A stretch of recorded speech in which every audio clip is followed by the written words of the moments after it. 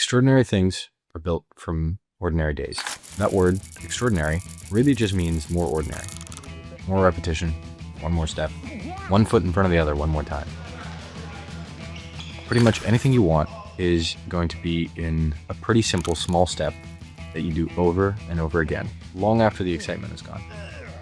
You know, I'm almost 700 days into posting on YouTube every single day. I've had many days where I almost quit, one of them more recent. I remember on that day, I thought to myself, I'm 600 days in, I'm almost 2 years in, and because of one bad day, I'm gonna throw away 2 years of work. Today's just not gonna be the day. As long as today's not the day, I think you never lose. You'll fall, you'll stumble, you'll stop, you'll doubt everything. I know that I've tried to make content more than once and failed, and you don't see these tries, but they do exist.